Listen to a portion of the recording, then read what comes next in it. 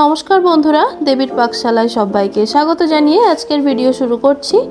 আজ বানাবো একদম দোকানের মতো পারফেক্ট গোলাপ জামুন মিষ্টি, যেটা বাড়িতে আসা অতিথিদের খাওয়ালে তারা বুঝতেই পারবে না যে এটা আপনি বাড়িতে বানিয়েছেন। মাত্র 1 কাপ দুধ দিয়ে আপনি 18 থেকে 20টা মিষ্টি অনায়াসে বানিয়ে নিতে পারবেন।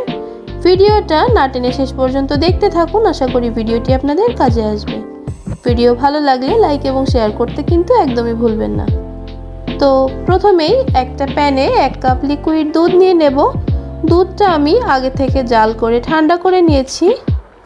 যে বাটির মাপ করে 1 বাটি দুধ নিয়েছি, সেই একই বাটির মাপ করে 1 কাপ গুঁড়ো দুধ দিয়ে দেব। সাথে দেব 2 চামচ সুজি আর দেব 2 চামচ ঘি। এই ঘিটা আমার বাড়িতে তৈরি। চাইলে আমার চ্যানেলে অথেন্টিক ঘি কিভাবে বানাতে হয় ডিটেলে ভিডিও পোস্ট করা আছে, দেখে নিতে পারেন। এতক্ষণ গ্যাসের ফ্লেম বন্ধ করা ছিল। অফ করেই সব কিছু মিশিয়ে নিতে হবে, তাহলে গুঁড়ো দুধটা লিকুইড দুধের সাথে খুব ভালো করে মিশে যাবে, কোনো দলা ভাব থাকবে না। এবার গ্যাসের ফ্লেমটা অন করে অনবরত নাড়তে থাকবো।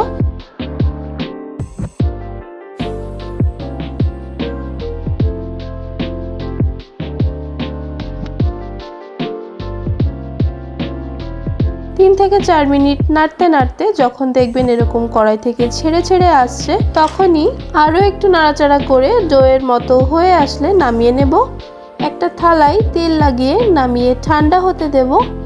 এই দেখুন পাকটা ঠিক এরকম আসবে। এবার শিরাটা বানিয়ে নেব, যার জন্যে কড়াইতে 1 বাটি চিনি আর 1.5 বাটি জল দিয়ে ফুটিয়ে নিয়েছি। চিনিটা খুব ভালো করে মেল্ট হয়ে আসলে কিছুটা কেশর দিয়ে দেব শিরার মধ্যে, তাহলে শিরার পারফেক্ট কালারটা আসবে আর খেতেও খুব সুন্দর লাগবে।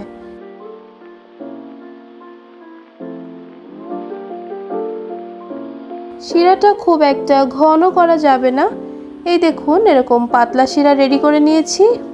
এদিকে দুধের মিশ্রণটা ঠান্ডা হয়ে গেছে, হাত দিয়ে একটু মেখে নেব।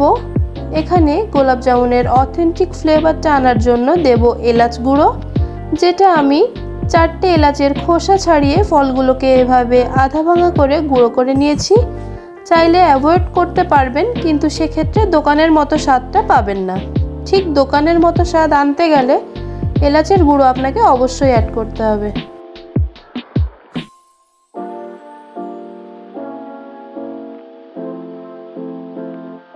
এবার বাইন্ডিংয়ের জন্য 3 চামচ ময়দা দিয়ে দেব, আর নরম হওয়ার জন্য দেব 1/2 টেবিল স্পুন মতো বেকিং পাউডার।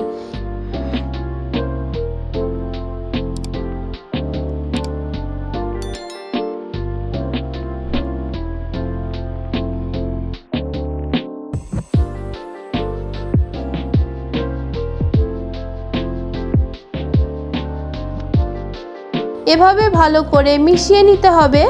মেশানো হয়ে গেলে লম্বা আকারে এভাবে পাক দিয়ে ছোট ছোট লেচির মতো করে কেটে নেব।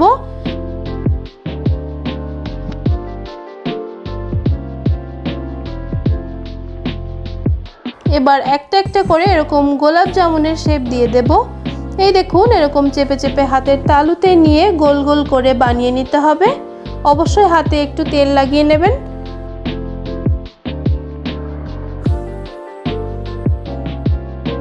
সবগুলো আমি বানিয়ে নিয়েছি দেখুন। এবার কড়াইতে বেশ খানিকটা সাদা তেল সামান্য গরম করে তার মধ্যে বলগুলো ছেড়ে দেব। হাতা বা শক্ত কিছু দিয়ে নাড়তে একেবারেই যাবেন না। কড়াইটা ধরে জাস্ট আলতো করে এভাবে একটু নাড়িয়ে দেবেন মাঝে মাঝে। যদি কিছুক্ষণ পর এরকম ফুলে ফুলে ওঠে, তাহলে বুঝবেন একদমই পারফেক্ট। আর যদি ফেটে যায় তাহলে বুঝবেন বাইন্ডিংয়ে কিছু কম ছিল বা বেশি ছিল, সেটা একটু চেক করে নেবেন। আরও সামান্য একটু ময়দা দিয়ে মেখে তারপর আবার ভাজার চেষ্টা করতে পারেন, কিন্তু আমি যে পরিমাপটা বলেছি এটা ফলো করলে কখনোই ফেটে যাবে না এবং পারফেক্ট হবে। 3 থেকে 4 মিনিট লো ফ্লেমে ভাজার পর ফ্লেমটা মিডিয়াম করে লাল লাল করে এভাবে ভেজে তুলে নেব।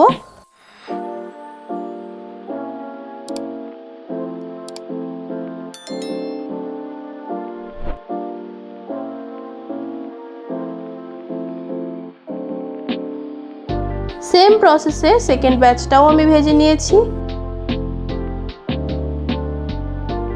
যে শিরাটা আমি বানিয়ে রেখেছিলাম সেটা আরেকটু গরম করে ভেজে রাখা গোলাপ জামুনগুলো একে একে ছেড়ে দেব। ভালো করে মিশিয়ে ঢাকা দিয়ে রেখে দেব অ্যাটলিস্ট 2 ঘন্টার জন্য। ঠান্ডা শিরায় একদমই দেবেন না, তাহলে মিষ্টি কোনোভাবেই ফুলবে না।